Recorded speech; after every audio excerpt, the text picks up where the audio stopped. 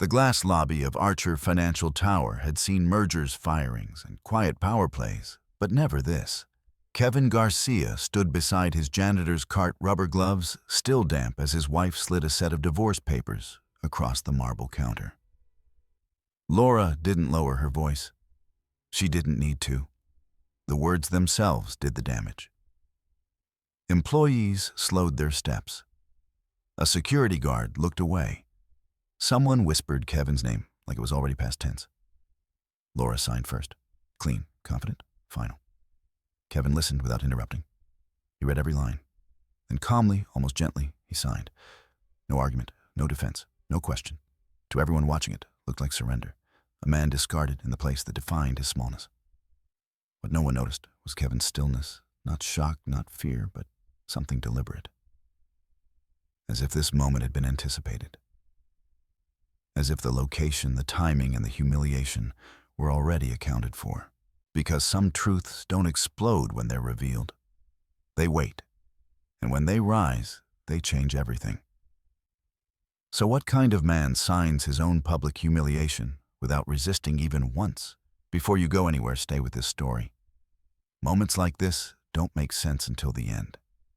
While you're here, drop a comment with where you're watching from in your local time. It's always fascinating to see how far these stories travel.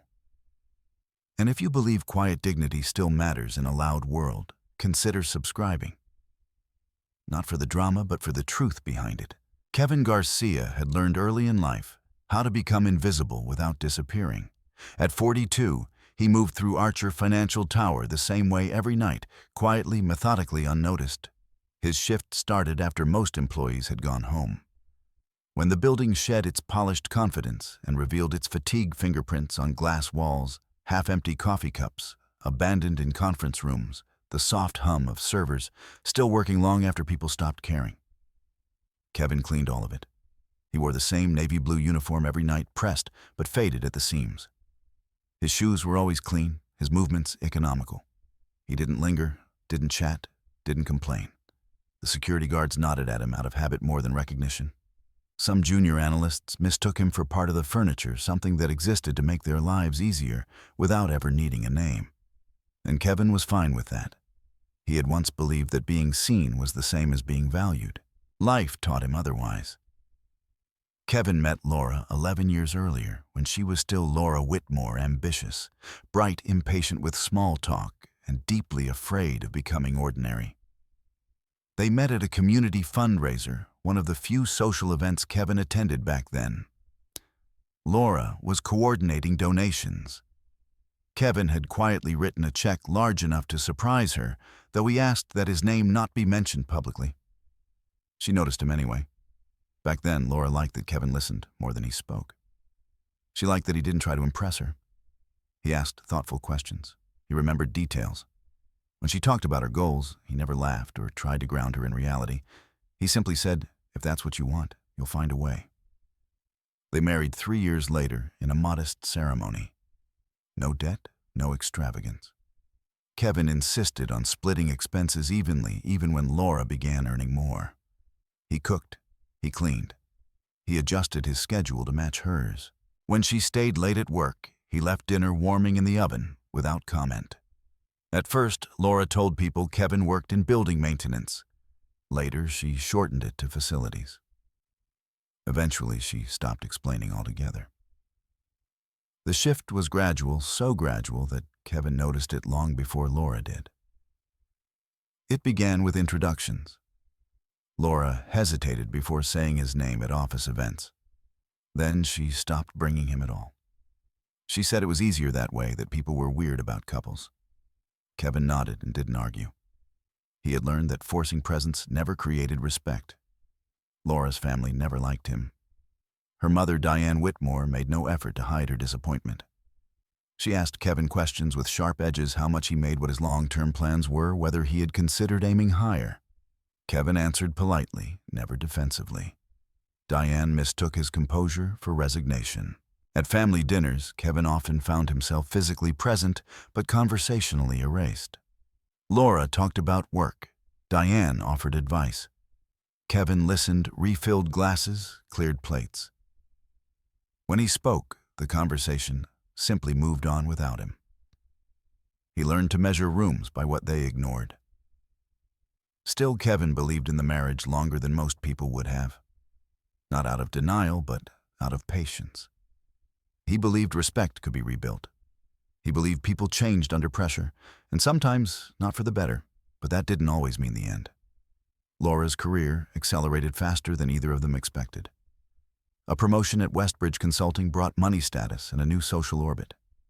Dinners turned into networking events, weekends filled with optional gatherings that were anything but. Laura bought new clothes, joined a gym she never invited Kevin to, began speaking in acronyms he didn't ask her to explain. Kevin noticed everything. He noticed when Laura stopped asking about his day, when she started calling his work temporary, then comfortable, then not mentioning it at all. He noticed the slight irritation in her voice when coworkers mistook Kevin for a security guard at a holiday party, and how she didn't correct them. What Kevin never did was confront her in anger. Instead, he adjusted. He observed. He stored moments like data points. At home, Kevin lived simply. He owned little beyond what he needed. The apartment was tidy but unadorned, as if he were always ready to leave without regret. In the bedroom drawer beneath neatly folded shirts lay 2 phones. One was old, used for everyday life.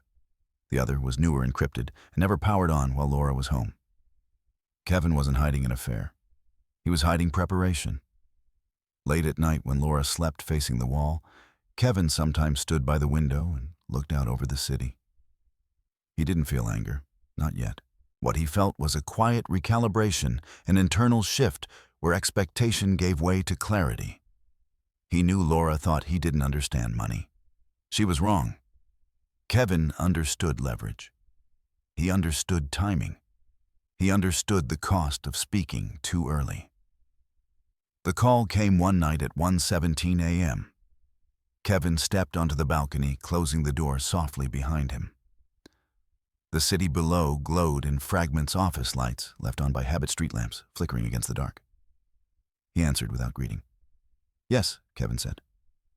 A man's voice responded, calm and professional. "Everything is in place. We're moving exactly as planned." Kevin listened, asked 2 precise questions, then nodded, even though the caller couldn't see him. Not yet. Kevin said when the man asked if he was ready to proceed. "Let her decide first." He ended the call and powered the phone off. Inside, Laura slept peacefully, unaware that the version of Kevin she had grown comfortable overlooking no longer existed. Not because he had changed, but because she had finally revealed what she valued. Kevin returned to bed without touching her. In the morning, he made coffee, left the apartment before dawn, and went to work cleaning a building that carried his name in places no one bothered to read. And as he pushed his cart through the quiet halls of Archer Financial Tower, Kevin wasn't wondering if his marriage would survive. He was wondering how long the truth would need to wait. Laura Garcia used to say that success felt like oxygen. You didn't notice it while you had it, but once it increased, everything else felt insufficient.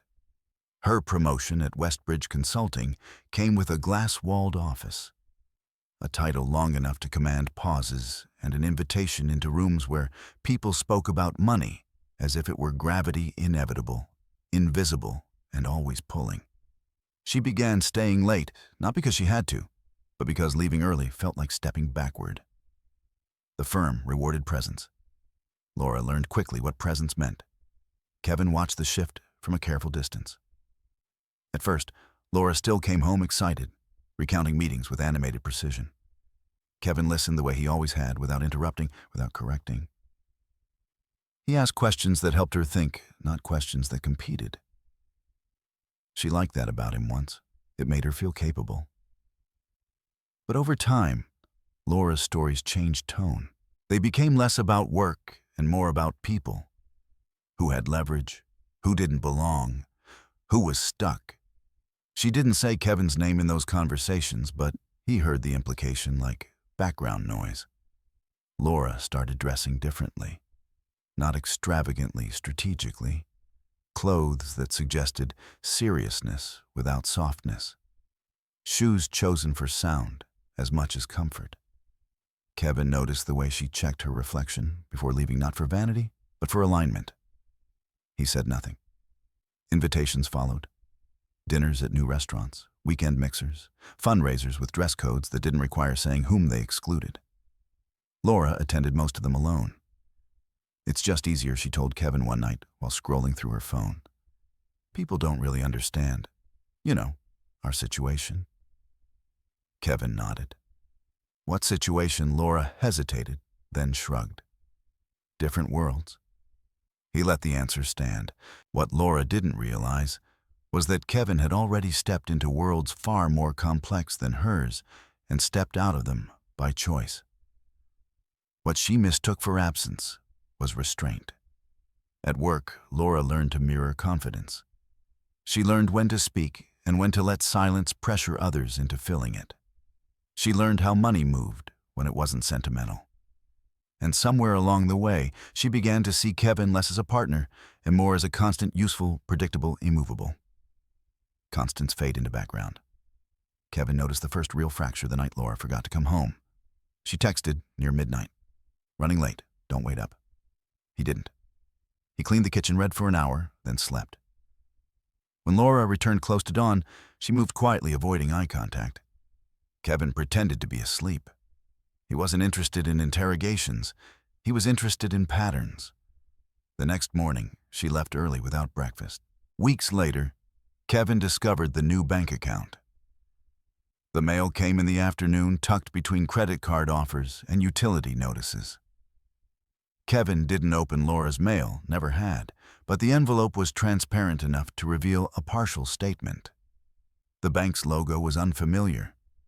The address was new. He placed it on the table without comment. That evening, Laura picked it up, froze for half a second, then smiled. Oh, that. It's just a work thing. What kind of work thing? Kevin asked. Laura waved it off. Bonuses, investments. It's easier to separate it. Kevin nodded slowly. Does it affect us? No, she said too quickly. It's temporary. Temporary was a word Laura used often now. Temporary distance, temporary inconvenience, temporary silence. Kevin didn't argue. He didn't ask to see the account.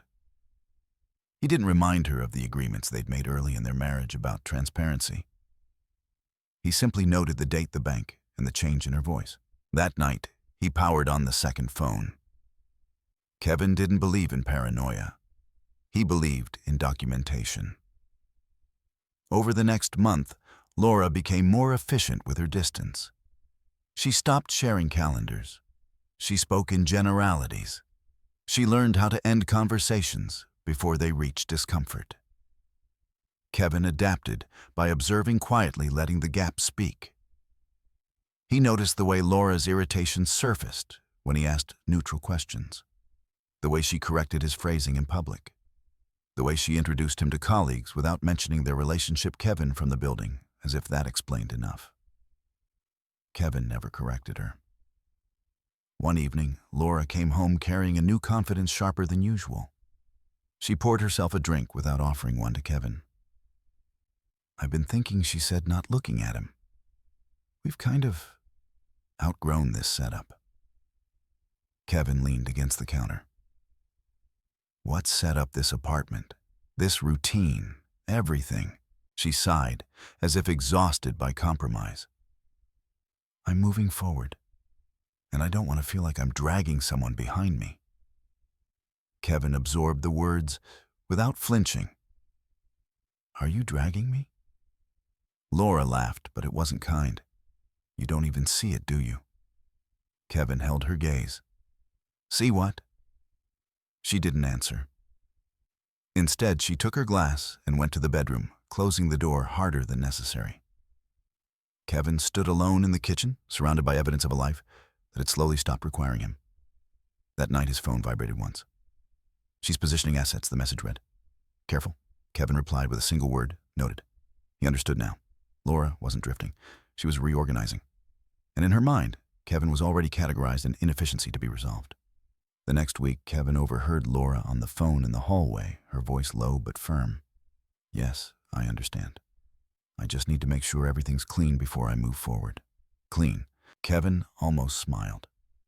He didn't confront her. He didn't warn her. He didn't plead for clarity. Kevin had learned long ago that people revealed themselves most clearly when they believed they were unobserved. Instead, he began to prepare. He gathered statements, screenshots, dates.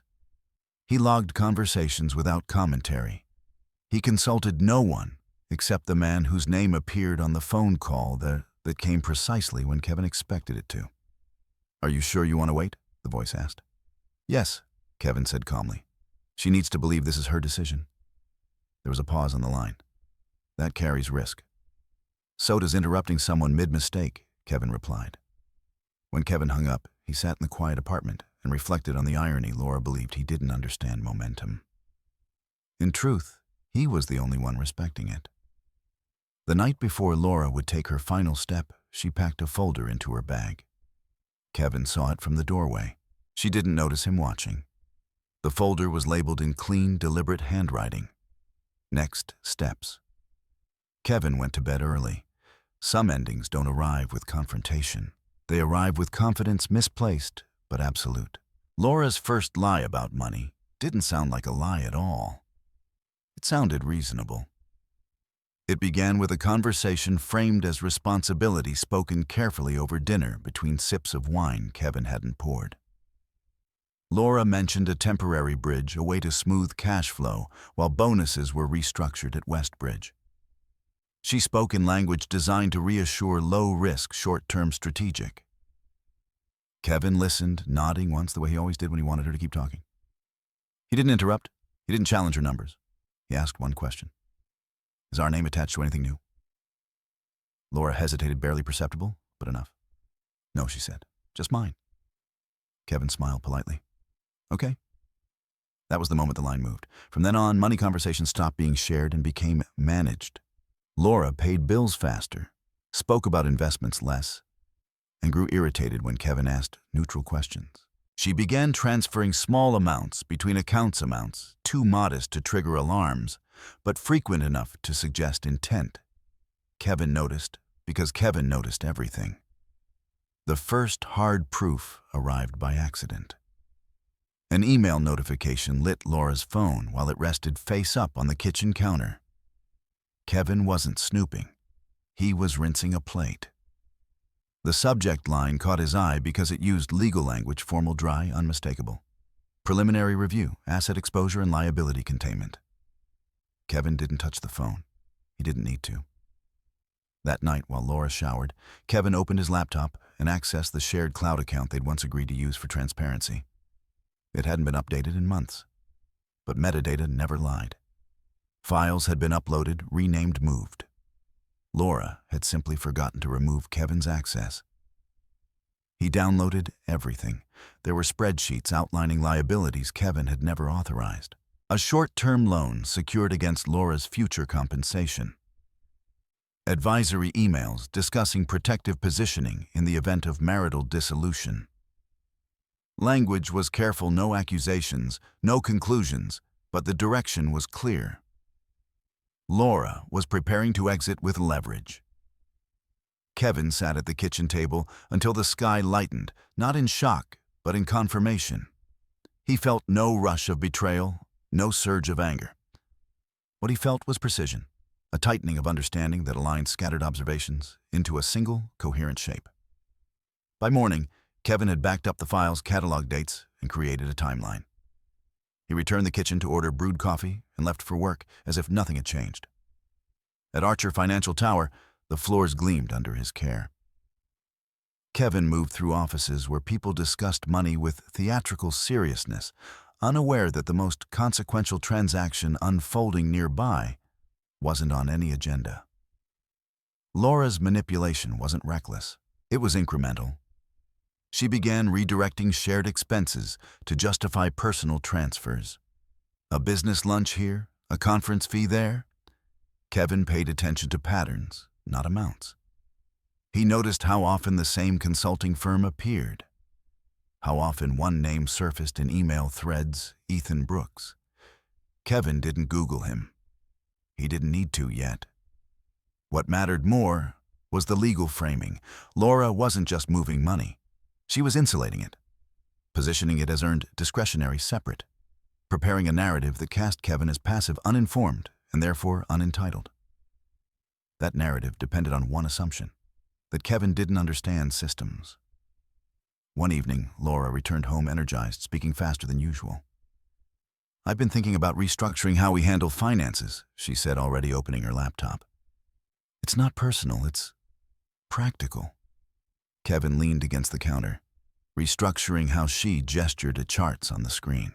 "I'll manage my income independently. You keep handling the household stuff. It'll be cleaner." "Cleaner for who?" Kevin asked. Laura frowned. "Why are you making it sound adversarial?" Kevin shrugged. "I'm just asking." She closed the laptop with a sharp snap. "You're being difficult." Kevin nodded. "I'll adapt." Laura mistook that for capitulation. That night, Kevin made his first call. Richard Coleman answered on the second ring. "She's moving assets," Kevin said calmly. "Preemptively," I suspected, Richard replied. "Do you want me to intervene?" "No," Kevin said. "I want documentation and distance." There was a pause. "You understand the risk of waiting." "I do," Kevin said. "But timing matters. Let her believe the structure holds." Richard exhaled softly. "Then we prepare quietly." Over the following weeks, Laura's confidence grew. She stopped pretending transparency mattered. She spoke openly about what she deserved. She framed Kevin's silence as disengagement, his patience as incapacity. At work, she leaned into a version of herself Kevin barely recognized, decisive, sharp-edged, unburdened by loyalty. She stopped wearing her wedding ring. When Kevin asked about it, she said it caught on things. Kevin stored the answer. The loan document surfaced next, buried in a shared email thread Laura forgot Kevin still received. He read them carefully. The language was aggressive but legal. The risk wasn't ruinous, but it was strategic. If things went wrong, the liability would fall where Laura intended it to. Kevin closed the laptop and stood by the window, watching the city prepare for a night. He felt the weight of choice, not fear, but responsibility. Intervening now would expose everything. Waiting would allow the truth to solidify into something undeniable. He chose to wait. The night Laura crossed the final line, Kevin was home early. She entered with the confidence of someone who believed the floor beneath her was reinforced. She placed her bag down, carefully removed a folder, and set it on the table between them. "I've made a decision," Laura said, not unkindly. "This is what's best." Kevin looked at the folder. He didn't touch it. "For who?" "For both of us," she replied quickly. "But mostly for me." Kevin nodded once. "I understand." Laura relaxed, mistaking understanding for agreement. She slid the folder closer. Kevin saw the title printed in clean type: Financial Separation and Strategic Exit. He didn't open it. He didn't need to. Instead, he stood, walked to the sink, and washed his hands slowly, as if preparing for something delicate. "Is that all?" Kevin asked. Laura blinked. "You're not even going to read it." "I will," Kevin said. "Later." She studied him, uncertain for the first time. "You're taking this very calmly." Kevin met her gaze. "I've had time." Laura didn't realize how true that was. When she went to bed, Kevin remained at the table, staring at the folder without emotion. He wasn't grieving the marriage anymore. That work had been done quietly over months of being unseen. What he was doing now was measuring consequence. He sent one message before turning off the lights. "She's committed," Kevin wrote. Richard's reply came minutes later. "Then so are we." Kevin closed his phone and allowed himself a single steady breath. The manipulation had reached its peak. Now it only needed a stage. Richard Coleman never asked Kevin Garcia questions that didn't matter.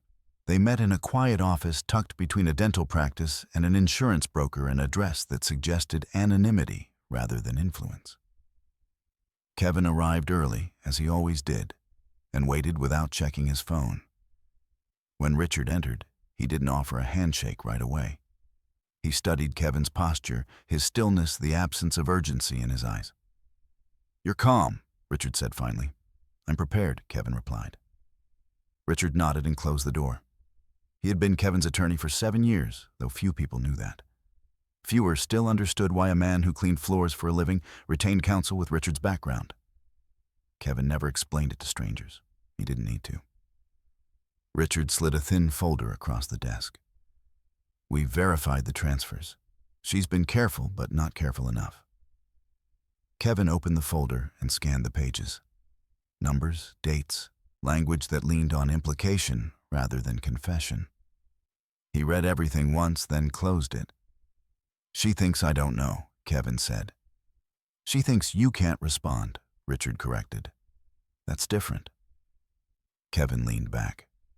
"What's our exposure minimal? Your structures are clean. Your income streams are legally separated. Her strategy relies on the assumption that you won't challenge the narrative." Kevin considered that. "And if I don't," Richard folded his hands. "Then she walks away believing she won, which is when people make mistakes." Kevin didn't smile. He had no interest in victory theater. "I don't want to embarrass her." "I know," Richard said. "You want alignment." Kevin met his eyes. "I want the truth to stand without my voice raising it." Richard paused, then nodded once. "Then we wait for her move. But we prepare for the room." "The room?" Kevin asked. "The place she chooses to make this public," Richard said. "People who plan exits often want witnesses, validation, control." Kevin's jaw tightened slightly. "She'll choose a place where I look smallest," Richard exhaled. "Then we make sure the paperwork is taller than the room." Over the next 2 weeks, Kevin moved through his days with practiced normalcy. At work, he cleaned conference rooms where executives debated acquisitions that traced back indirectly to companies Kevin controlled through layers of holdings. No one noticed the irony. Kevin preferred it that way. At home, Laura became efficient with distance. She spoke in bullet points. She avoided eye contact during transitions. She packed lightly, as if rehearsing absence. Kevin led her. He answered questions when asked. He didn't offer reassurance she didn't seek. The phone calls intensified. Laura took them in the hallway, on the balcony, sometimes in the bathroom with the shower running. Kevin heard names now: brokers, consultants, Ethan Brooks. He didn't react. He noted the cadence of her voice, assured, strategic, relieved. One night, Laura returned later than usual, carrying a confidence that bordered on relief. She placed her bag down carefully and looked at Kevin as if measuring something. "I've spoken to an attorney," she said. Kevin looked up from his book. "I assumed you had." She seemed surprised by the lack of resistance. "He says this can be straightforward." "It can be," Kevin agreed. Laura frowned. "You're not upset?" Kevin closed the book. "I don't think upset would change the outcome." She studied him, searching for sarcasm, desperation, something she could leverage. Finding none, she shifted tactics. "You should get your own lawyer," she said almost kindly. Kevin met her gaze. "I already have." The words hung between them longer than either expected. Laura recovered first. "Of course you do," she said lightly. "Everyone says that." Kevin didn't correct her. The next morning, Kevin met Richard again. This time, the folder was thicker. "She's drafting terms," Richard said. "Aggressive, but not reckless. She wants speed." Kevin flipped through the pages. "She's asking for things she didn't contribute to." "She's framing contribution broadly," Richard said. "Emotional labor, opportunity cost, support." Kevin nodded. "And the building?" Richard's lips curved faintly. "She has no idea." Kevin closed the folder. "I don't want surprises in court." "You won't," Richard said. "But there will be revelations." Kevin stood. "Let her choose the moment." Richard hesitated. "You know this will hurt." Kevin paused at the door. It already did, quietly. The call came 3 days later. Laura's voice was clipped, precise. "I'll be filing soon. I want this handled professionally." "Where?" Kevin asked. She smiled into the phone. He could hear it. "At your work. I think it's appropriate." Kevin said nothing. "It sends a message," Laura continued. "No confusion, no drama." Kevin's fingers tightened around the phone. "If that's what you want." "It is," she said. Be there at noon. Kevin ended the call and sat in silence. At noon the next day, Archer Financial Tower was busier than usual. A networking luncheon filled the lobby with tailored suits and measured laughter. Security stood straighter. The air carried the hum of self-importance. Kevin arrived early, pushing his cart into position near the marble counter. He wore his uniform pressed as always. He checked the wheels, aligned the mop handle, adjusted nothing else. From the mezzanine, Marcus Hale, the building manager, watched Kevin with a furrowed brow. He'd noticed Kevin before in ways others hadn't. The way he moved, the way he listened. Marcus felt a prickle of recognition he couldn't place. Laura entered precisely at noon, flanked by her attorney. She wore confidence like armor, tailored, deliberate, loud in its restraint. Conversations paused, eyes followed. She spotted Kevin immediately. "This won't take long," Laura said, stepping forward. Her attorney produced the papers. Laura signed without hesitation and slid them across the counter. Kevin read every page. When he signed, the sound of pen on paper cut through the lobby. Laura exhaled, satisfied. "Good," she said. "I'm glad you didn't make this difficult." Kevin met her eyes. "I won't." As Laura turned to leave, Marcus Hale stepped forward. "Miss Garcia," he said carefully, "we'll need to review access credentials." Laura waved him off. "That won't be necessary." Marcus hesitated. It might be. She frowned. Why? Marcus glanced at Kevin, then back at Laura. "Because there's been a change request, effective today." Kevin said nothing. Laura's attorney stepped in. "We can handle any administrative matters later." Marcus nodded slowly. Of course. Laura left the building with a sense of completion, unaware that she had chosen the one place where paperwork carried more weight than performance. Kevin remained by his cart, steady. Richard's message arrived moments later. She made it public, proceeding as discussed. Kevin replied with a single word: "Proceed." The wheels were already turning, not loudly, not dramatically, but with the certainty of systems that didn't require permission to function. Kevin picked up his mop and moved toward the elevators, just another worker finishing his shift. Above him, in offices with names etched in glass, the truth was assembling itself quietly, patiently, ready to enter the room she had chosen. Kevin Garcia had not always been invisible. There was a time brief decisive when his name carried weight in rooms where people spoke carefully and listened harder. When his presence shifted negotiations before he said a word. That version of Kevin existed years before Laura, before Archer Financial Tower, before the janitor's uniform became his chosen armor. Kevin inherited his wealth at 32 after the sudden death of his father, Miguel Garcia. Miguel had been a builder in the truest sense, not just of companies, but of structures designed to last beyond reputation. He believed anonymity was protection, not weakness. His empire was spread across logistics, commercial real estate, and private equity vehicles that avoided headlines by design. Miguel taught Kevin two principles early: never let money become your identity, and never confuse attention with power. Kevin learned both lessons the hard way. After Miguel's death, Kevin stepped into control with the discipline of someone raised around quiet authority. He trusted too easily at first. Partners he believed were aligned proved otherwise. A cousin leaked confidential positioning to competitors. An executive he mentored siphoned funds through shell vendors. Kevin lost millions, not enough to threaten the foundation, but enough to sharpen his understanding. What followed wasn't retreat, it was recalibration. Kevin dismantled visibility layer by layer. He restructured holdings, delegated operational control, and stepped away from public-facing roles. When advisors questioned the move, Kevin told them the truth.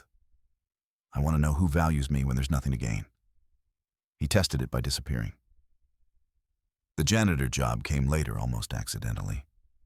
Kevin wanted work that was honest, finite, and unglamorous. Something that demanded presence, but not performance. Cleaning buildings gave him time to think. It gave him proximity without exposure. It reminded him how people behaved when they thought no one important was watching. What he found unsettled him. He saw how easily courtesy vanished when status was assumed absent, how quickly people revealed entitlement, how invisible labor was treated as background noise rather than human effort. Kevin didn't resent it. He cataloged it. The work grounded him. When Kevin met Laura, he didn't hide who he was. He simply didn't announce it. He spoke truthfully about his values, his boundaries, his desire for a life not defined by consumption. Laura listened, but she heard only what matched her trajectory at the time. Kevin believed that was enough. Over the years, as Laura rose, Kevin stayed still by choice. He watched ambition harden into entitlement, watched gratitude shift into expectation.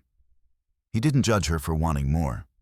He judged her for deciding that more required diminishing him. Kevin's invisibility had never been about fear. It had been about observation. In the days following the public divorce filing, Kevin felt the city shift subtly. Not in headlines or conversations, those remained unchanged, but in the underlying machinery. Requests paused. Authorizations rerouted. Systems acknowledged signals Laura couldn't see. At Garcia Holdings, a closed-door meeting took place without Kevin attending. The board didn't need him there. His directives had been clear long ago. Maintain separation, protect structure, no retaliation. One executive hesitated. "She doesn't know," he said carefully. "She doesn't need to," came Kevin's response via secure line. "Let the facts speak." Meanwhile, Laura experienced what she believed was momentum. She told colleagues the divorce was mutual, strategic, necessary. She framed Kevin as stagnant, well-meaning, but misaligned. People nodded. Some congratulated her quietly. Ethan Brooks took her to dinner and spoke about timing. "You're free now," Ethan said. "You did the hard part." Laura smiled. She believed him. What Laura didn't realize was that momentum without awareness often leads directly into resistance. The first complication appeared as an email from her attorney. "We need to discuss revised disclosures."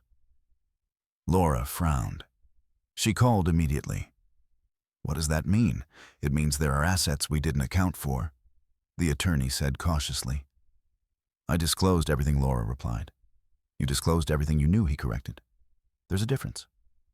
Laura felt irritation flare. "Kevin doesn't have assets." The attorney paused. "We're verifying that." Laura ended the call unsettled but not alarmed. Verification took time. She had planned for speed. At the same moment, Kevin sat alone in his apartment, the space already half cleared. He had chosen to move out early, not out of defeat, but clarity. He packed only what he needed. The rest had never mattered. On the kitchen table lay an old photograph. Miguel Garcia, standing beside a half-finished building, sleeves rolled up, smiling into the sun. Kevin traced the edge of the photo, once then placed it into a folder labeled Simply Foundations. Richard called that evening. "They've requested full asset disclosure," Richard said, "including beneficial ownerships." Kevin nodded, as expected. "Once that happens," Richard continued, "there's no putting it back." Kevin looked out at the city. "I know." A pause. "Are you ready for how this changes her?" Kevin didn't answer immediately. When he did, his voice was even. "I'm not responsible for who she becomes after the truth, only for how I handle it." Richard exhaled slowly. "Then we proceed." Kevin ended the call and powered off the second phone. He didn't need it tonight. He slept deeply for the first time in weeks. The next morning, Kevin returned to Archer Financial Tower not to clean, but to walk through it as it was meant to be seen. He entered through the side entrance, nodded to security, and took the elevator alone. On the top floor, a glass conference room overlooked the city. Marcus Hale stood waiting, tension evident in his posture. "I didn't realize," Marcus began. Kevin raised a hand gently. "You weren't supposed to." Marcus swallowed.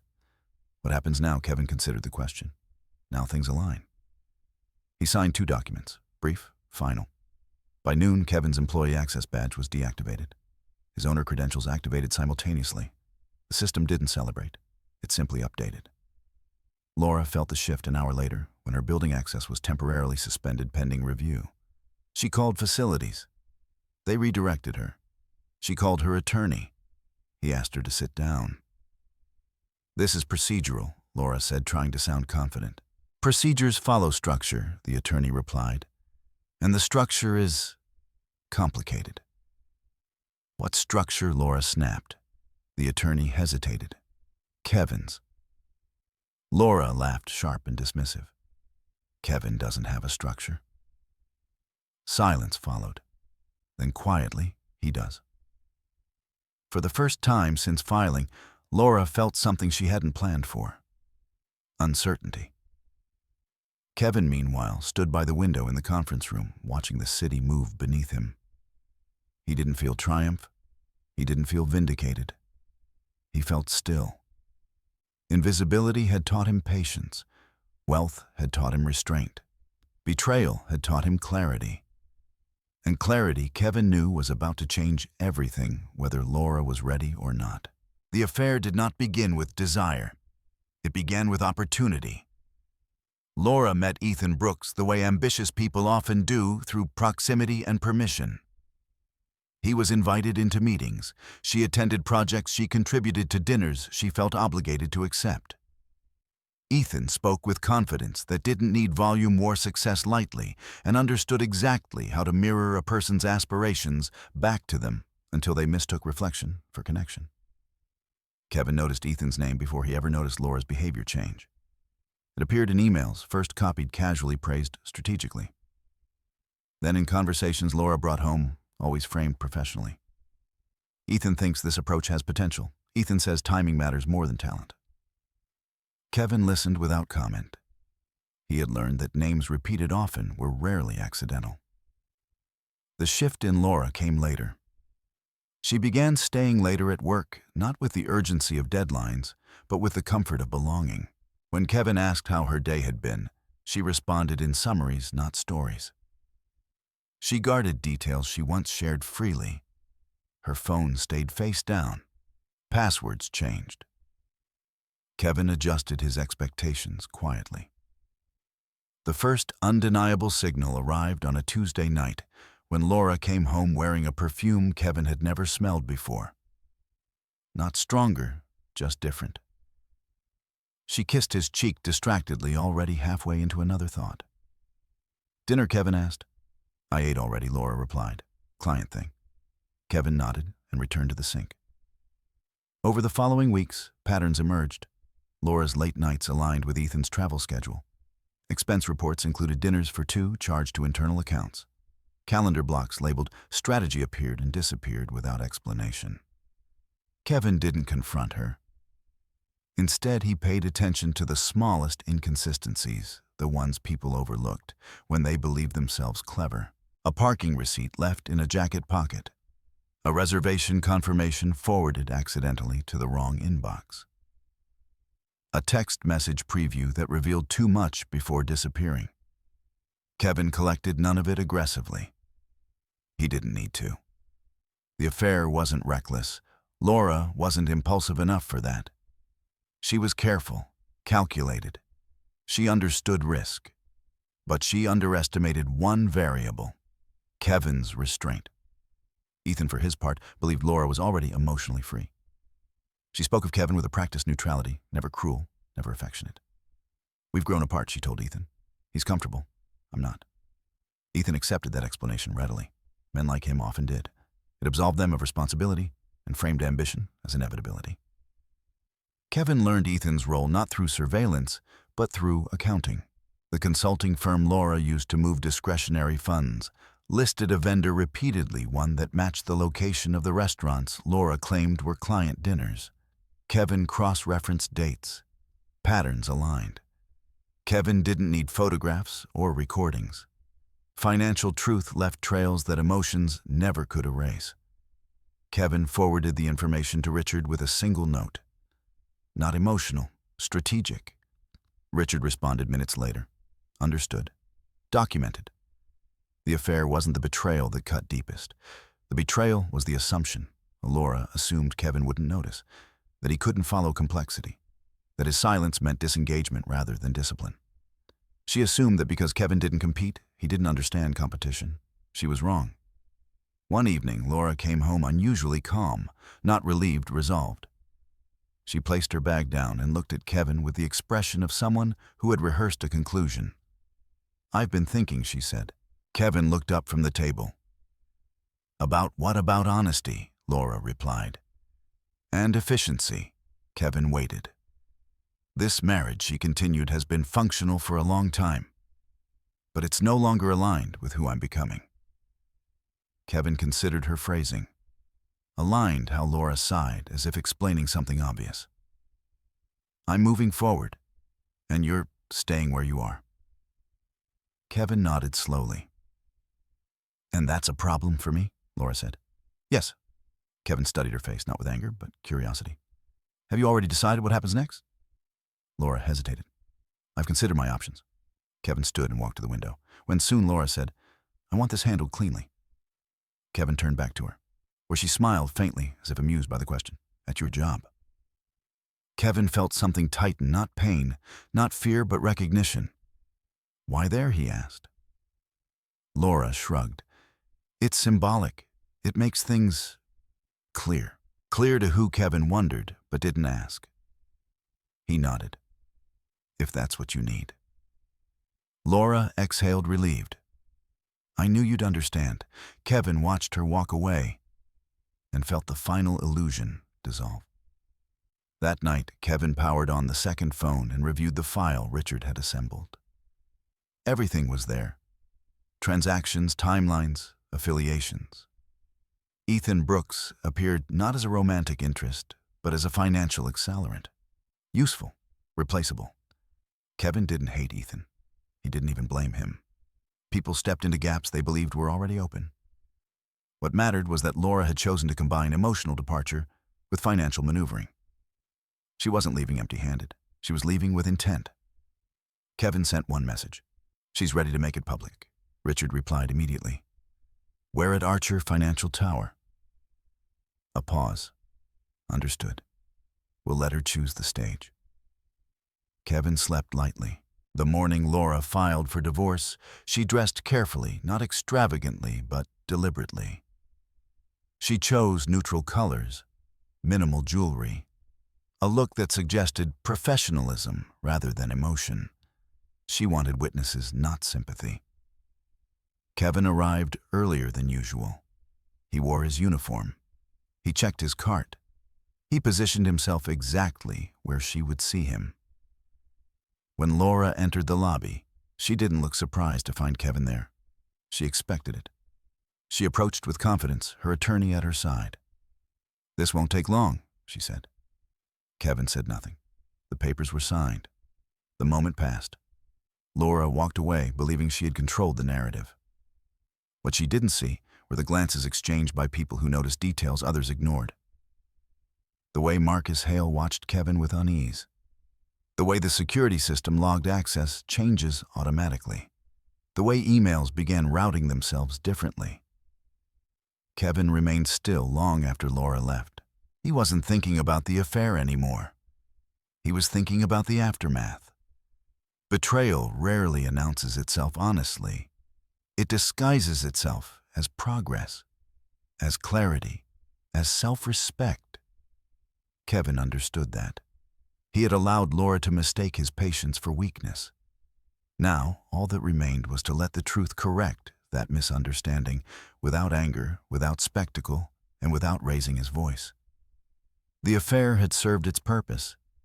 It revealed exactly who Laura believed she needed to become, and exactly what Kevin no longer needed to protect. The lobby of Archer Financial Tower returned to its routine faster than Laura expected. Within minutes of her departure, conversations resumed. Laptops reopened. Coffee was refilled. The moment that had felt monumental to her dissolved into background noise. Kevin remained where he was, hands resting lightly on the handle of his janitor's cart, as if nothing irreversible had just occurred. That was the first crack in Laura's certainty. From across the lobby, she glanced back once, expecting perhaps to see Kevin diminished by the spectacle. Instead, she saw him speaking quietly with Marcus Hale, the building manager. Marcus's posture was attentive, not dismissive. He nodded while Kevin spoke, eyes narrowed in concentration. Laura frowned.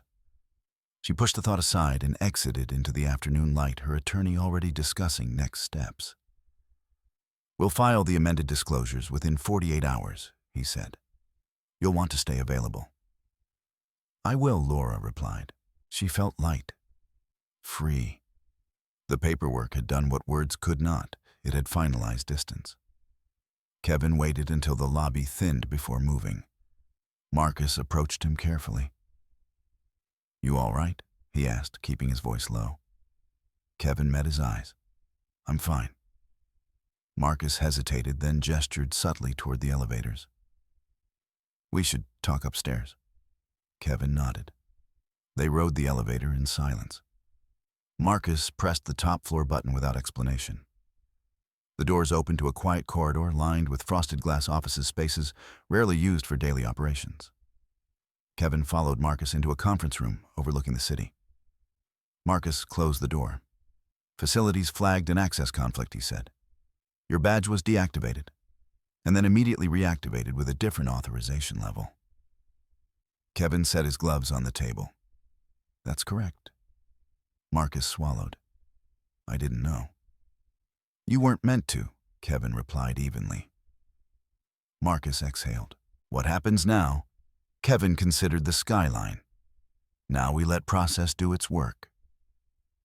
While Kevin remained upstairs, Laura's afternoon unraveled by inches. Her attorney called just after 3. "There's been a request for clarification from opposing counsel," Laura scoffed. "Opposing counsel Kevin doesn't have." "He does," the attorney interrupted.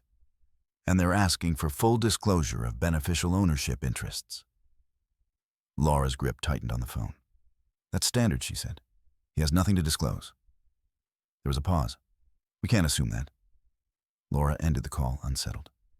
She opened her email and saw a notice from Building Management: temporary access suspension review in progress. Her stomach tightened. She called facilities. They redirected her. She called security. They transferred her again. By the time she reached a human voice, she was already irritated. "This must be a mistake," Laura said sharply. "I work here." "Yes, miss." "Garcia," the voice replied politely. "We're reviewing credentials. It won't take long." Laura hung up and stared at her phone. Across town, Ethan Brooks sent a brief message. "Everything okay?" Laura typed and erased 3 responses before settling on "just administrative noise." Noise. That's what she believed this was: temporary friction on the path forward. Kevin left the tower at dusk, not through the lobby, but the side exit. He didn't want attention. He never had. The city air felt cooler than usual. He walked without destination for several blocks, letting the day settle. At home, the apartment was quiet. Laura had taken what she needed. Kevin moved through the rooms without sentimentality, noting what remained. The echo wasn't loss, it was a space. He received Richard's call at 8:12 p.m. "They're rattled," Richard said. Her attorney requested an extension. Kevin nodded. "Granted, yes," Richard replied. "On your terms." Kevin sat at the kitchen table. "And the building ownership verification is complete," Richard said. "The paperwork is unambiguous." Kevin closed his eyes briefly. "Good." "Once disclosures are filed," Richard continued, "the court will have to acknowledge the structure. There's no way around it." Kevin didn't respond immediately. When he did, his voice was steady. "I don't want theatrics." "You won't get them," Richard said. "But you can't control her reaction." Kevin knew that. Laura's reaction came sooner than expected. At 9:30, her attorney called again. This time, his voice was measured to the point of strain. "Laura, I need you to be honest with me. Did Kevin ever mention Holdings Trust's inheritance?" Laura laughed once sharply. "No, he cleans floors." There was silence. "Laura," the attorney said carefully, "Kevin Garcia is listed as the controlling beneficiary of multiple entities connected to Archer Financial Tower." The room tilted. "That's impossible," Laura said. "You're mistaken." "I'm looking at the filings," he replied. "They're valid." Laura's thoughts raced, searching for misinterpretation error, anything that preserved her certainty. There must be another Kevin Garcia. There isn't, the attorney said quietly. The documentation traces back decades. It's extensive. Laura ended the call without a word. She sat alone on the edge of her bed, the confidence of the morning now brittle. Images replayed in her mind. Kevin's calm, his silence the way he hadn't resisted. She had mistaken it for defeat. She checked her messages. Ethan had sent another text. Dinner. Laura stared at it, then turned the phone face down. Kevin, meanwhile, prepared for sleep. He didn't celebrate. He didn't review documents. He didn't rehearse conversations. He trusted the structure he and Richard had built quietly, patiently to hold. As he turned off the light, his phone vibrated once. Disclosure filed. Court review scheduled. Kevin replied with a single word, understood. The public moment was over. What followed would be slower, colder, and far more consequential.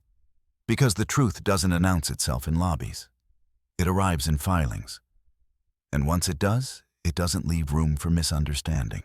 Laura spent the night chasing explanations that refused to settle. She opened old emails, scanned archived statements, reread documents she had once skimmed with confidence. The certainty she had carried for months, the belief that Kevin was simple, static, knowable, fractured into questions she didn't know how to ask. Every memory felt suspect now, every silence reinterpreted. By morning, her attorney called with an update that sounded less like news and more like inevitability. The ownership chain is confirmed, he said. Archer Financial Tower is held by a private fund. That fund reports to a holding company. The holding company traces to a family trust. Kevin Garcia is the controlling beneficiary. Laura pressed her palm flat against the table. You're telling me my husband owns the building I work in? Effectively, he replied. Yes. Her laugh was thin. He cleans it. That appears to have been a choice, the attorney said gently. Choice. The word landed harder than any accusation.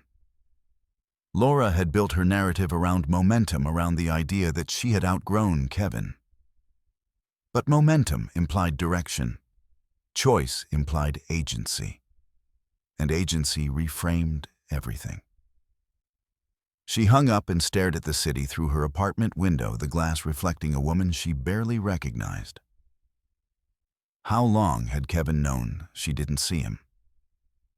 How long had he waited across town? Kevin sat in a conference room he had once scrubbed at night, reviewing diagrams of ownership that he could have drawn from memory.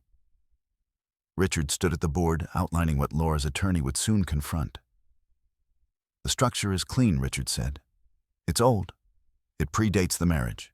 Your exposure is limited. Kevin nodded. And her claims unsustainable. Richard replied. She assumed contribution where there was none. The court will separate facts from feelings. Kevin leaned back, eyes on the skyline. No press. Richard smiled faintly. There won't be any. The entities don't invite it. Kevin appreciated that. He had built his father's lessons into systems that functioned without spectacle. Money moved. Buildings stood. Ownership existed without applause. By midday, Laura's access badge still didn't work.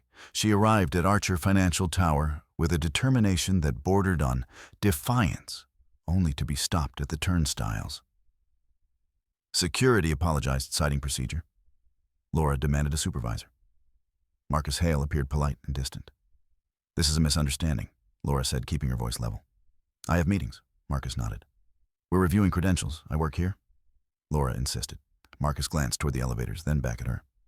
The review shouldn't take long. How long, she pressed. Marcus hesitated. That depends. On what Laura wanted to ask. On whom? She turned away, humiliated by the quiet eyes watching from behind glass. This building had once made her feel important. Now it felt like a mirror she couldn't control. She called Ethan from the sidewalk. He answered on the second ring, cheerful, unbothered. Hey, can you meet? Laura asked. Now, Ethan said. I'm between calls. Please. They met at a cafe nearby, neutral ground, she thought. Safe. Ethan listened as she explained, his brow furrowing gradually. He asked practical questions. He offered reassurance. But beneath his calm, Laura sensed recalculation. So he's wealthy, Ethan said carefully. He hid it, Laura snapped. Or he didn't announce it. Ethan replied and softened his tone.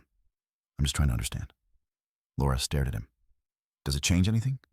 Ethan hesitated a beat too long. It changes. Considerations. That was when Laura understood the shape of opportunism, not cruelty efficiency. The same efficiency she had admired in herself. Kevin's phone rang while Laura was still at the cafe. Proceeding as expected, Richard said. Her counsel requested mediation. Kevin considered it. After disclosures. Agreed, Richard replied. They'll want to renegotiate. Kevin looked out the window at the steady movement of traffic. I'm not renegotiating facts. By late afternoon, Laura's attorney sent a formal notice requesting access to financial documents. Kevin's counsel responded with a list of exhibits that read like a map of the city itself, parcels, leases, funds, trusts. Each line item was precise, each date a reminder of how long this had existed without her noticing. Laura read the response twice, then a third time, her chest tight. Kevin hadn't just been wealthy. He had been patient. He had lived inside a reality she had dismissed. She drove past Archer Financial Tower on her way home, slowing without meaning to. The glass caught the light reflective and impenetrable. For the first time, she wondered how many times Kevin had cleaned a place he owned, and why he had never told her. That night, Kevin returned to the apartment one last time to collect a box he had left behind. The space was emptier now, echoing in a way that felt resolved. He taped the box shut, labeled it, and paused by the door. He wasn't angry. He wasn't triumphant. He felt aligned. The next morning, the court acknowledged receipt of disclosures. Laura's attorney called with a different tone. We need to recalibrate expectations. Based on what Laura asked, though, she already knew. Based on reality, he said. Reality arrived in increments. The court scheduled a preliminary hearing. Access reviews became permanent. Invitations dried up. Conversations shifted.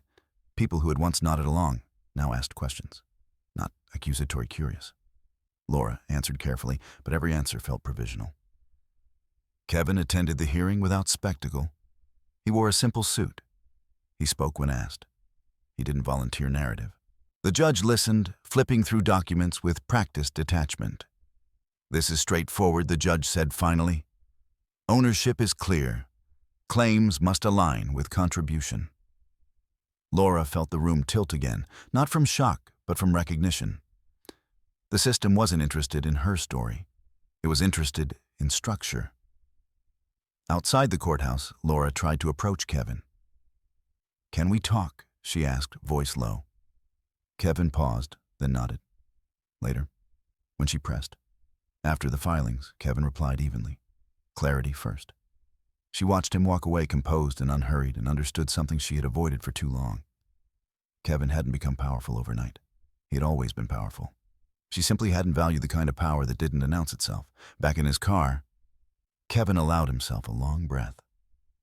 The building, the funds, the trust, none of it felt like victory. It felt like gravity. Structures returning to their proper alignment. He sent one message to Richard. Proceed to court. The reply came quickly, already in motion. Kevin started the engine and merged into traffic another car in a city built on foundations most people never saw. The truth was no longer assembling. It was standing. The courtroom did not feel dramatic. There were no raised voices, no gasps from the gallery, no last-minute confessions designed to sway emotion. It was a room built for order, not spectacle, a place where truth arrived on paper and stayed there unmoved by how anyone felt about it. Kevin Garcia preferred it that way. He arrived early and sat where Richard Coleman advised him to sit close enough to hear everything clearly, far enough to avoid turning the proceeding into a performance. Kevin wore a simple gray suit, no tie. Nothing that suggested either poverty or power. He wanted neutrality. The court understood neutrality. Laura arrived 10 minutes later, flanked by her attorney. She looked composed, but Kevin noticed the tension in her shoulders, the way she adjusted her jacket, as if it were armor. When she saw Kevin, her expression flickered surprise, then calculation, then something closer to restraint. They did not speak. The judge entered papers already in hand. Formalities were brief. The case moved quickly into substance. "Let's begin with asset disclosures," the judge said. Counsel for the petitioner, Laura's attorney, stood and presented their position with practiced confidence. He spoke of contributions of marital support, of expectations built over years. He framed Laura as a professional whose growth had been enabled by stability at home. He emphasized fairness. Kevin listened without reaction. When Richard rose, the contrast was subtle but decisive. "Your Honor," Richard said, "we don't dispute timelines or effort. We dispute attribution." He approached the bench and submitted a binder. Thick, indexed, silent. "These documents establish ownership structures that predate the marriage," Richard continued. "They demonstrate that Mr. Garcia's assets were neither acquired during the marriage nor commingled in a manner that supports reclassification." The judge flipped through pages with measured attention. Laura's attorney objected on procedural grounds. The judge overruled, citing completeness. As the minutes passed, something shifted in the room, not tension but gravity. The facts settled into place with a weight that didn't require emphasis. Entities, trusts, beneficial ownership, dates, signatures. The story told itself. Laura watched the judge read. She recognized some names now, companies she had passed daily, buildings she had worked in, funds she had referenced in meetings without ever seeing behind them. Each page was a quiet correction. At one point, the judge looked up. "Miss Garcia," she said, addressing Laura directly. "Were you aware of these holdings?" Laura swallowed. "No, Your Honor." The judge nodded. "Awareness is not the standard. Contribution is." Laura's attorney attempted a pivot, arguing emotional labor opportunity cost the intangible support that allowed Kevin to maintain his holdings. Richard responded calmly. "Support is not ownership, and opportunity cost cannot be claimed against assets never shared." Kevin felt no satisfaction as the exchange unfolded. Only a steady confirmation that restraint had been the correct choice. The judge asked Kevin a single question. "Mr. Garcia," she said, "did you intentionally conceal these assets?" Kevin stood. His voice was even. "No, Your Honor. I didn't advertise them. But they were never hidden. They were structured." The judge studied him. "Why live as you did?" Kevin paused, not to dramatize, but to choose precision. "Because I value clarity. And because how people treat you when they believe you have nothing tells you who they are." There was no reaction from the gallery, no murmurs. The judge nodded once and returned to the documents. By the time the hearing concluded, the direction was unmistakable. The court ordered asset separation consistent with premarital ownership. Laura's claims were limited to shared accounts and documented joint expenditures. Requests for additional compensation were denied, pending further review. No gavel slammed. No verdict was announced theatrically. The judge simply said, "We'll proceed accordingly." Outside the courtroom, Laura's attorney spoke quickly, quietly. "This isn't over," he said, as if volume might change substance. "There's mediation, negotiation." Laura barely heard him. Kevin gathered his papers and turned to leave. Laura stepped forward instinctively. "Kevin," she said. He stopped. "Was any of it real?" she asked. "The way you lived," Kevin met her eyes. He didn't soften his voice. He didn't harden it either. All of it. She searched his face for something: anger, triumph, regret. She found none. "I didn't know," Laura said, quieter now. Kevin nodded. "That was your choice." She flinched not at the words, but at the accuracy. They parted without another sentence. In the days that followed, the consequences unfolded without ceremony. Laura's professional standing shifted subtly. Not publicly, no one accused, no one condemned, but the invitations slowed. Meetings became cautious. Her access was no longer assumed. She felt the weight of rooms she once commanded now, measuring her differently. Ethan Brooks called less. When he did, his tone had changed. He spoke of focus, of timing, of distance. Laura understood what that meant. The relationship had been an advantage. Now it was a variable. Kevin, meanwhile, returned to a quieter rhythm. He did not take control of Archer Financial Tower publicly. He didn't replace management or announce himself. Systems adjusted. Contracts honored themselves. People who needed to know were informed. Those who didn't remained undisturbed. Marcus Hale stopped Kevin one morning in the lobby. "You won't be working nights anymore," he said carefully. Kevin smiled faintly. "I know. Some people are talking," Marcus added. Kevin met his eyes. Let them. That afternoon, Kevin walked through the city without direction. He passed buildings he owned, indirectly, places he had cleaned anonymously, offices where people debated futures they believed were self-made. He felt no urge to correct them. Power didn't need acknowledgement to function. At night, Kevin sat alone in his new apartment, smaller than he could afford, quieter than most would choose. He unpacked slowly, deliberately, each object placed where it belonged, each decision intentional. Richard called once more. "The court will finalize terms next week," he said. "Anything you want adjusted?" Kevin considered the question. "No, just ensure fairness." Richard chuckled softly. "You could ask for more." "I won't," Kevin replied. After the call, Kevin stood by the window and watched the city settle into evening. Lights came on, offices emptied, buildings breathed. He thought of his father's words, "Never confuse attention with power." The courtroom had not elevated him. It had simply removed the illusion that had surrounded him for years. Kevin didn't feel victorious. He felt free. The city did not react the way Laura expected it to. There were no headlines, no whispers loud enough to confirm her fear that she had become a spectacle. The revelation of Kevin's wealth, his quiet ownership, his layered influence, did not ripple outward in gossip or scandal. It stayed contained, circulating only among those whose work required knowing.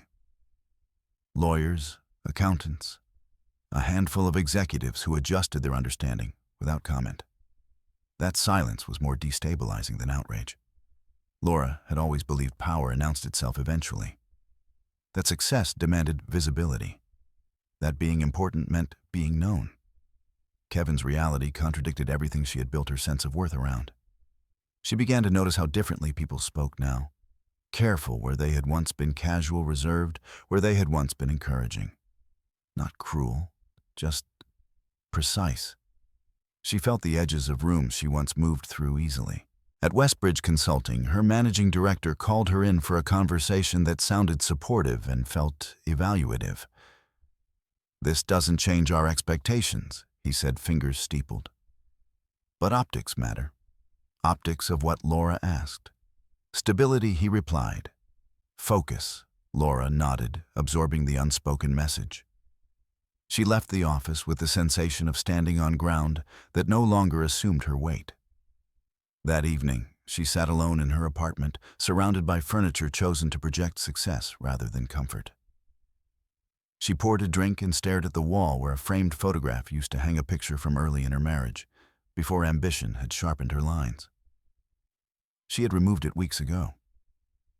Laura thought of Kevin in the courtroom, how he stood when addressed, how he spoke without explanation, how little he seemed to need her understanding. She had expected anger, or at least vindication. What she encountered instead was indifference shaped by principle. That was harder to argue with. Across the city, Kevin attended a private meeting in a room designed to discourage excess. The people there had known him for years, not as a janitor, not as a husband, but as a steward. One executive cleared his throat. "Do you want to step forward now?" Kevin shook his head. "No. People would follow," another said. "Your name carries weight." Kevin folded his hands. "My work already does." They nodded. They understood. This was why Kevin had always outlasted louder figures. Later that night, Kevin returned home and cooked a simple meal. He ate without distraction, cleaned up, and sat with a notebook he hadn't opened in months. Inside were lists, not goals, but values. Principles he returned to when noise threatened clarity. He added one line: "Integrity is quiet when it's real." Laura reached out 3 days later.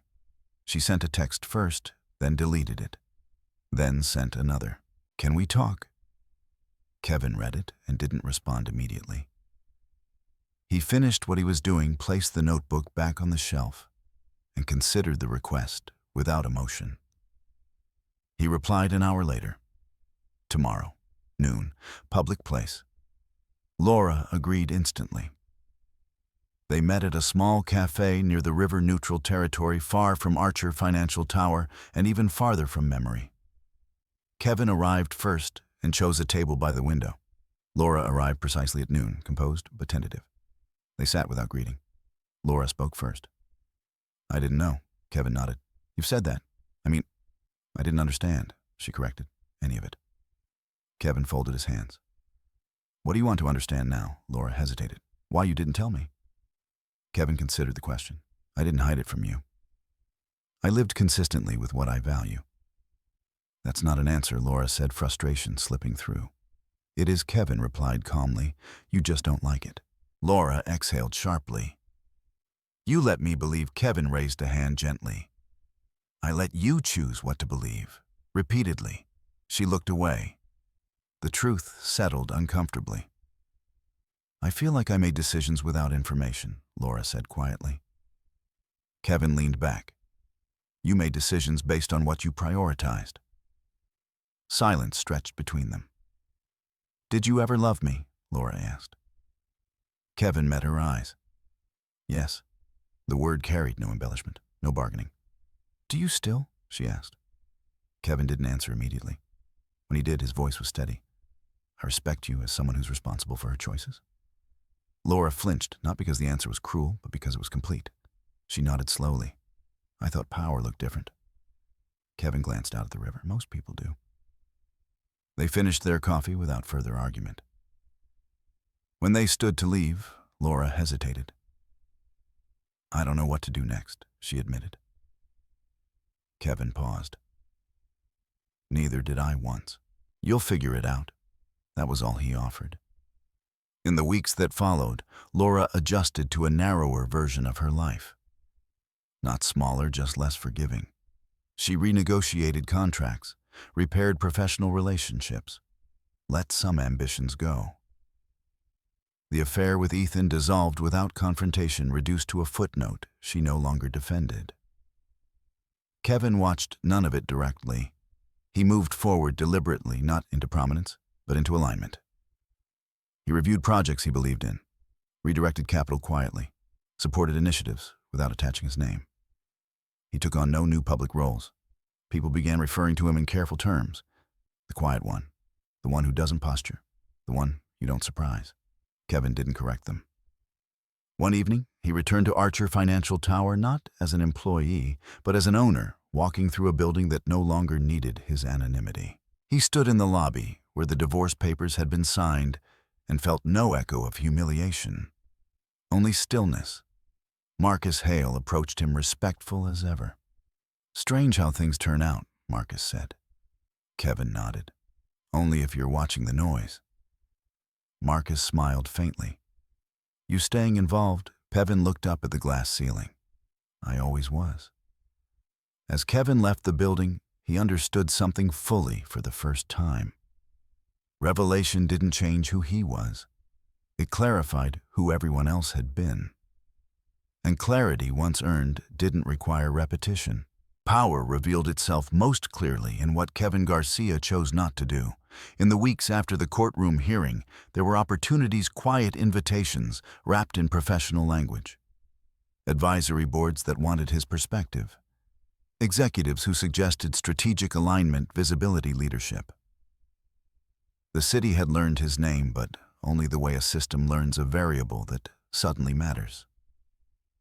Kevin declined them all, not abruptly, not dismissively. He responded with gratitude and precision, thanking people for the consideration and redirecting conversations toward outcomes rather than roles. He supported projects without attaching himself to them. He funded initiatives through structures that made the work visible and the donor irrelevant. It unsettled people. They were used to power that announced itself. Kevin's didn't. At Garcia Holdings, the tone shifted not toward dominance, but discipline. Meetings shortened. Decisions clarified. Kevin asked fewer questions than most leaders, but the ones he asked mattered. He didn't talk about growth. He talked about durability. Noise ages quickly, he told a room of executives. Build for what outlasts it. They listened. Laura, meanwhile, experienced the after effects of power she no longer controlled. Not punishment, Kevin had been explicit about that, but gravity. Invitations came less frequently. Projects required justification. People who once assumed her presence now measured it. She wasn't ostracized. She was evaluated. She learned how subtle that could be. At Westbridge Consulting, her work remained solid. No one questioned her competence. But she sensed a recalibration, a careful reassessment of influence she had once taken for granted. She was no longer buffered by narrative. Only results mattered. It was exhausting. One afternoon, Laura received a message from her attorney. Mediation scheduled. Your presence required. She stared at the screen longer than necessary. Mediation meant conversation controlled, structured, unavoidable. It meant confronting Kevin again, not as a husband, but as a counterparty whose silence carried weight. The session was held in a neutral office, downtown, minimalist by design. Kevin arrived early as always. He reviewed documents quietly while Richard organized notes beside him. Laura entered 10 minutes later. She looked composed, but Kevin noticed the effort behind it. She took a seat across from him. They acknowledged each other with brief nods. The mediator began with formalities outlining goals and boundaries. The language was careful, neutral, designed to drain emotion from conflict. Laura listened, then spoke. I want to resolve this cleanly. Kevin nodded. So do I. The mediator turned to Kevin. Are there any outstanding concerns from your side? Kevin considered the question. No. Laura's attorney leaned forward. Then perhaps we can discuss revisions. There's nothing to revise, Kevin replied evenly. The structure is established. The court affirmed it. Laura clenched her jaw. You could make this easier. Kevin met her eyes. I am. The mediator raised a hand gently. Let's clarify expectations. Miss Garcia, what outcome are you seeking? Laura hesitated. She had rehearsed answers, fairness, closure, stability. None of them felt precise anymore. I want to move on, she said finally. Kevin nodded. Then accept the terms. Silence followed, not confrontational, but definitive. The mediator glanced between them. Mr. Garcia, are you open to concessions? Kevin didn't answer immediately. When he did, his voice was steady. I'm open to clarity. What does that look like? The mediator asked. Kevin leaned back. It looks like honoring facts without reinterpreting them. Laura exhaled sharply. You don't have to be so cold. Kevin didn't react. I'm not being cold. I'm being accurate. The mediator shifted the conversation back to procedure. The session ended without drama, without resolution beyond what already existed. As they stood to leave, Laura spoke quietly. You're enjoying this. Kevin turned to her. I'm at peace with it. There's a difference. She looked at him, searching for something familiar. She found none. Outside, Laura lingered by the door. Do you ever wonder what would have happened if you'd told me? Kevin paused. I wonder what would have happened if you'd asked. That was the last thing he said. In the days that followed, Kevin finalized arrangements quietly. Accounts settled, properties realigned. Processes returned to their steady rhythm. There were no victories to announce, only balance restored. He spent time walking through neighborhoods he'd funded without fanfare, watching how people used spaces he had helped shape. He listened more than he spoke. He took notes not on people, but on patterns. Power, he reminded himself, was the ability to choose restraint when escalation was available. Laura felt the contrast acutely.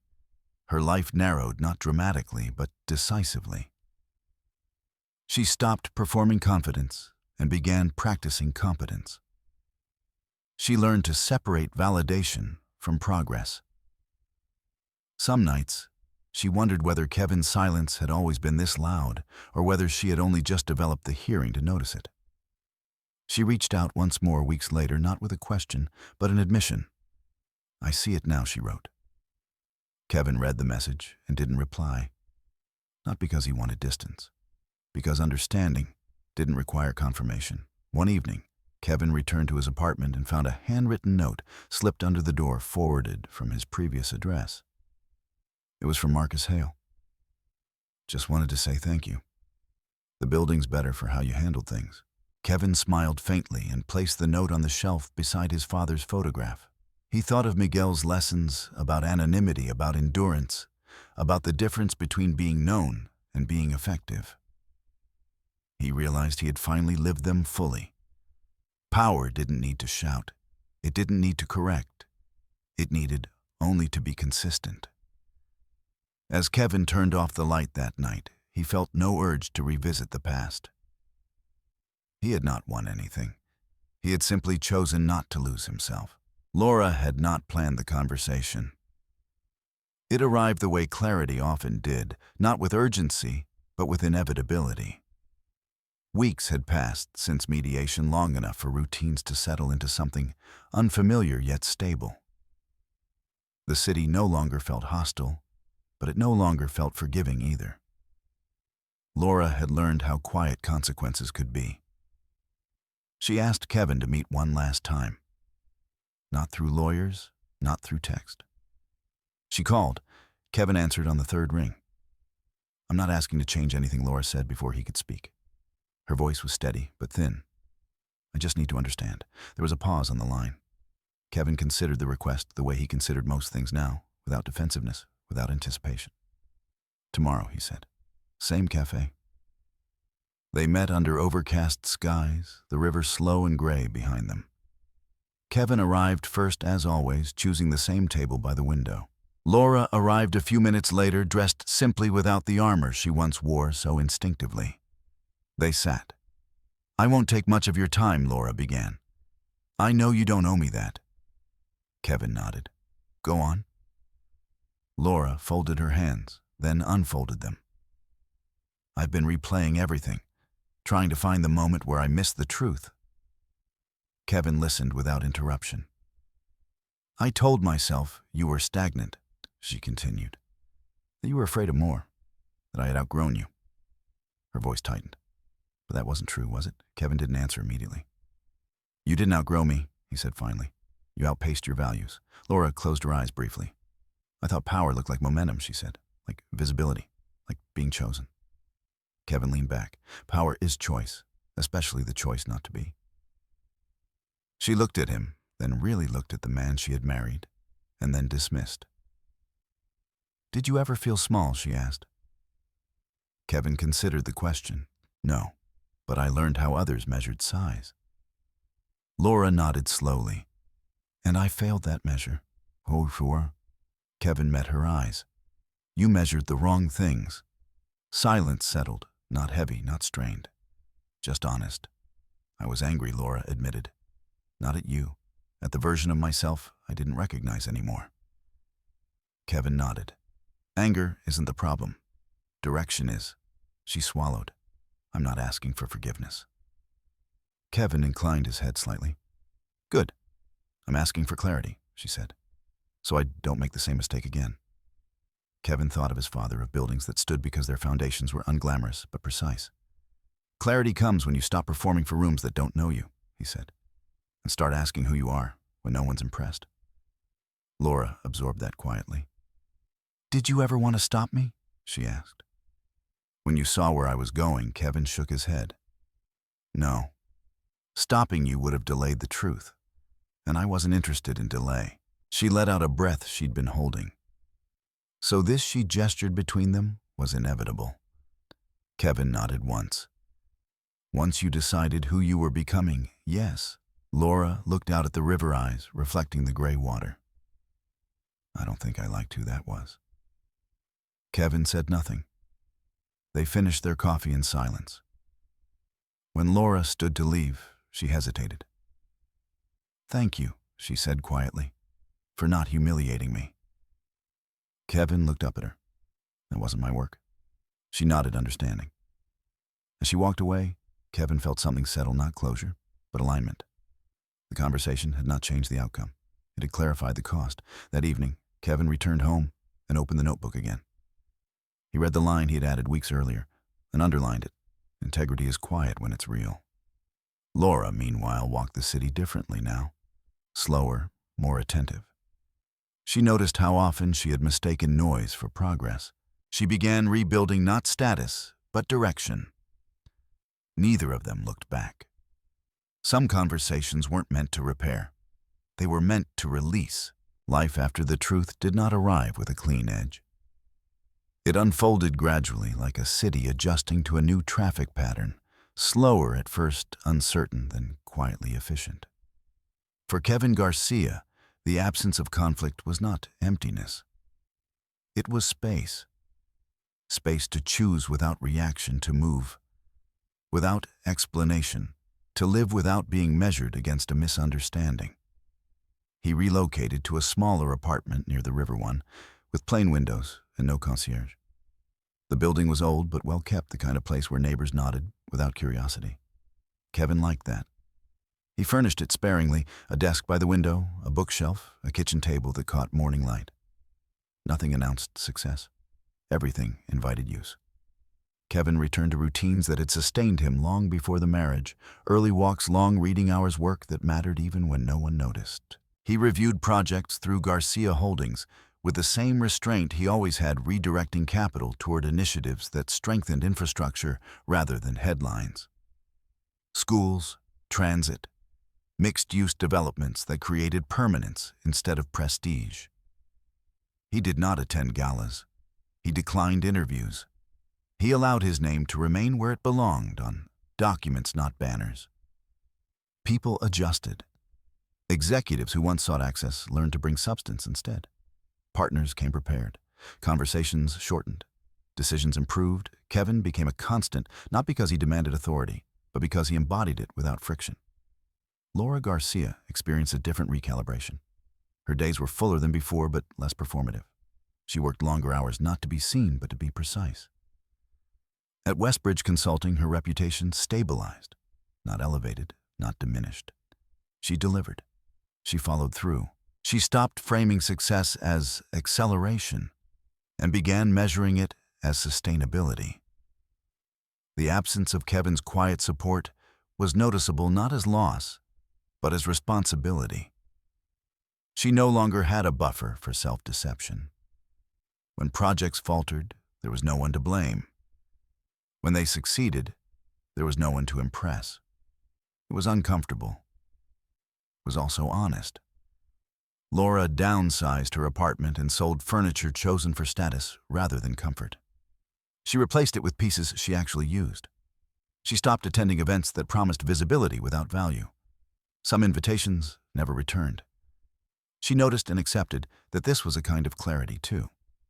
Occasionally, she passed Archer Financial Tower on her commute and felt the faint echo of a life she once believed was ascending. She no longer slowed.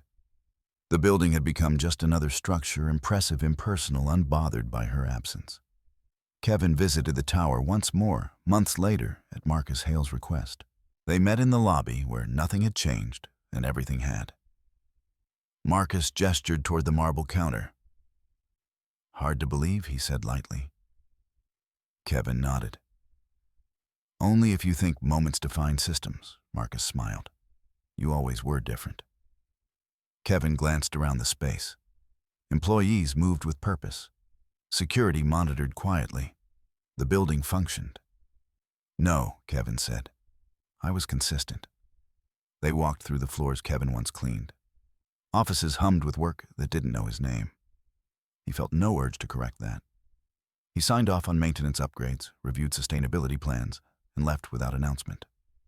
On the way out, a young janitor nodded at him, polite, unaware. Kevin returned the nod. That night, Kevin sat by the river and watched reflections stretch across the water. He thought of his father, of lessons learned too early and applied too late. He thought of Laura not with bitterness, but with recognition. They had been aligned once. They were not anymore. That did not make either of them villains. It made them incompatible. Laura, for her part, found herself speaking less and listening more.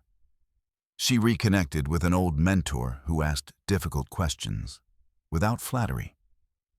She began therapy, not as penance, but as calibration. She learned how ambition could become avoidance, how momentum could substitute for meaning. She did not reach out to Kevin again. Some distances were not wounds. They were boundaries. As autumn arrived, Kevin accepted a quiet invitation to speak not as a keynote, but as a contributor in a closed session about long-term urban planning. He spoke briefly. He listened extensively. When asked about leadership, he answered simply. "Design systems that don't need you to be admired," he said. "They'll last longer." The room fell quiet, not impressed, but attentive. Laura heard about the session weeks later through professional circles. She noted the description measured understated effective and smiled faintly. It sounded like him. She walked home that evening without rushing, noticing how the city felt different when she wasn't chasing it. She wasn't certain where she was headed yet, but she was no longer pretending she didn't need to know. Kevin closed the year without ceremony. He donated anonymously to a scholarship fund he had once benefited from indirectly. He took a week off and traveled alone, not to escape, but to observe. He returned rested, not renewed. When the final paperwork arrived confirming the end of the marriage, Kevin signed it and placed it in a folder with no label. He did not mark the date. He did not reflect on what might have been. He looked forward not with hope as performance, but with intention. The truth had done its work. What remained was living well quietly and without apology. Kevin Garcia did not mark the end of the marriage with ceremony. There was no final dinner, no symbolic gesture, no moment staged to signify completion. The paperwork arrived. He read it carefully, signed where required, and placed it into a folder with other documents that mattered only because they were accurate. He did not keep it close. He did not discard it either. He filed it away and returned to his day. That was how Kevin lived now, without erasing the past or being governed by it. The city continued to move around him with familiar indifference. Traffic thickened and thinned. Buildings changed hands quietly. Projects advanced or stalled based on decisions made far from public view. Kevin moved within that system without announcing himself, not because he lacked presence, but because presence no longer needed proof. He spent mornings walking along the river, not for exercise alone, but for orientation. The water reminded him that direction did not require force. It required patience and consistency. Kevin had learned both the long way around. Occasionally, people recognized him not by face, but by reputation. A careful nod, a question framed as curiosity rather than entitlement. Kevin answered politely, never expansively. He had learned that the more clearly you defined yourself, the less explanation you owed. One afternoon, Kevin visited a community center he had helped fund years earlier, long before the divorce, long before the truth had surfaced. He stood in the back of the room while a group of teenagers debated a project proposal with earnest seriousness. No one acknowledged him. No one needed to. A young coordinator approached afterward. "Thanks for coming," she said. "We're grateful for the support." Kevin smiled. "You're doing good work." She hesitated, then added, "We don't always know who makes things like this possible." Kevin considered that. "That's okay," he said. "It still matters." As he left, Kevin felt something settle. Not pride, not satisfaction, but alignment. The work existed. The impact followed. His presence was optional. That night, Kevin returned to his apartment and cooked a simple meal. He ate slowly, cleaned as he went, and sat by the window with the lights off. The city reflected itself back at him, thousands of small lives intersecting without acknowledgement, each convinced of its own urgency. Kevin thought of the man he had been when Laura first met him. Thought of the man he had chosen to become when he realized attention was not the same as value. He understood now that consistency was not stagnation. It was discipline. Laura crossed his mind, not as regret, but as context. She had wanted speed. He had wanted foundation. Neither choice was immoral, but only one was sustainable. Weeks later, Kevin received a message from Marcus Hale. "We're finalizing the winter maintenance schedule. Anything you want prioritized, Kevin replied simply. Longevity over appearance. Marcus's response came quickly. Understood. That phrase followed Kevin into the weeks that came after. Longevity over appearance. It shaped decisions large and small. It explained why Kevin declined certain investments that promised rapid returns, why he favored boring reliability over flashy innovation, why he trusted systems that worked quietly rather than personalities that demanded attention. Power, Kevin had learned, was not the ability to win. It was the ability to remain whole when winning was available. At a private dinner months later, an executive asked him directly, "Do you ever regret staying invisible for so long?" Kevin took a sip of water before answering. "No," he said. "Invisibility taught me what visibility hides." The executive nodded, unsure whether he understood. That was fine. Kevin didn't need to be understood by everyone. On a crisp evening near the end of the year, Kevin returned once more to Archer Financial Tower. Not for business, not for inspection. He stood across the street and watched the building's lights turn on floor by floor the way he had watched them for years without standing there as himself. He felt no resentment toward the place. It had given him a vantage point few people ever received the chance to observe how people behaved when they believed power belonged elsewhere. Kevin turned away and walked home. The next morning, he opened his notebook one last time. He read through the lists, values reminders, principles that had guided him when silence was misunderstood.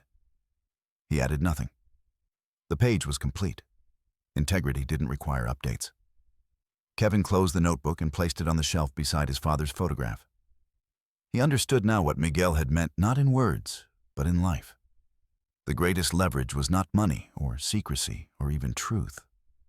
It was self-respect, the kind that didn't fluctuate when underestimated, the kind that didn't demand acknowledgement, the kind that remained intact when others chose to look away. Kevin Garcia had not revealed himself to win a story. He had revealed nothing at all. He had simply stopped pretending to be small for someone else's comfort.